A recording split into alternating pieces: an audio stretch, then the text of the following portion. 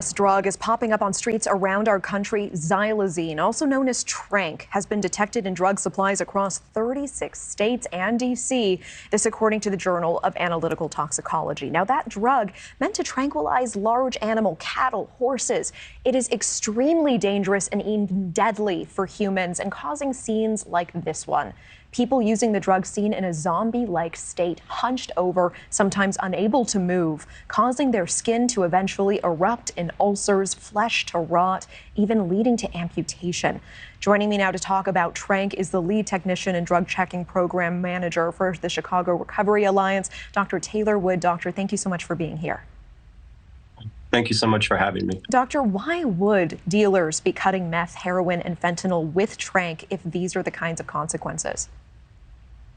Well, fentanyl is felt, in under 2 hours. They would use tranq to extend that high, that experience. So it in essence allows people to have a little more relief for a little bit longer.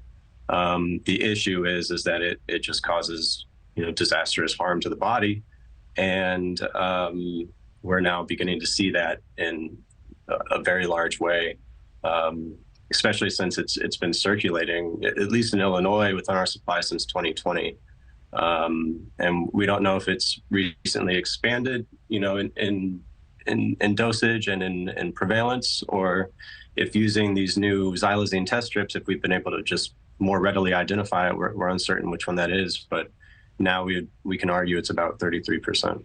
Doctor, at this point, do we know where it's coming from? Not at this time, although it is fairly peculiar that it is kind of proliferating all of the supplies, like supply chains, at least opioid supply chains throughout the nation, kind of almost at the same time.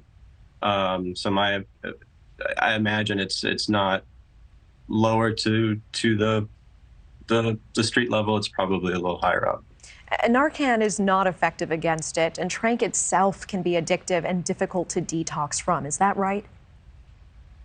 That is absolutely correct. The withdrawal from a physical dependence to xylazine, it causes extreme anxiety, and just overall kind of panic and physical unease.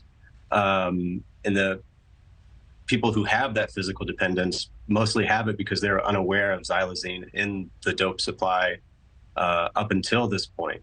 So now we have a subset of individuals who are kind of, in a very uncomfortable and dangerous spot. So that is something to be mindful of.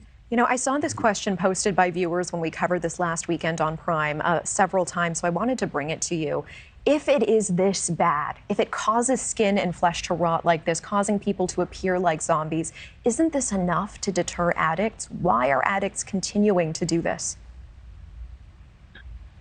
Well, first, I think we got to be careful with the language we use. Addict carries a lot of weight.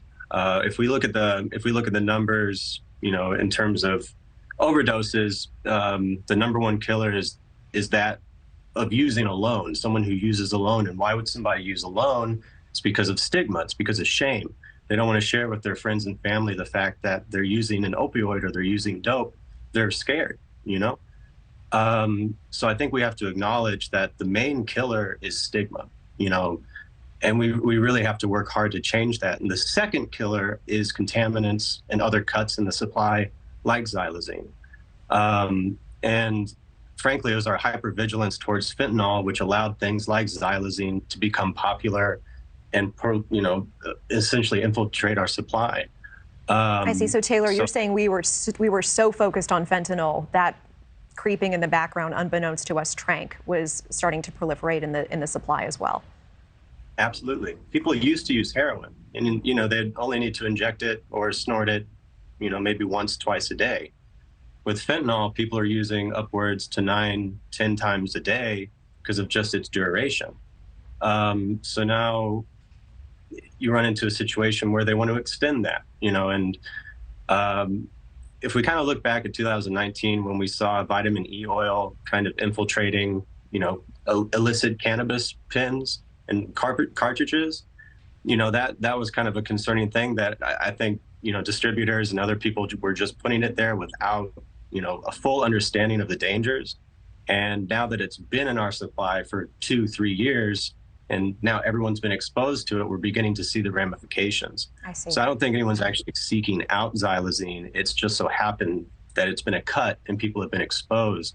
And now that people are aware of it, some have a physical dependence, so they have to seek it out. But ultimately, if people know what's in their substances, they have the ability to choose which one they're going to go with. I appreciate that. Taylor Witt, I know we could speak so much longer about this. Unfortunately, we're out of time, but I thank you for your insight. Thank you so much for joining us tonight. Thank you.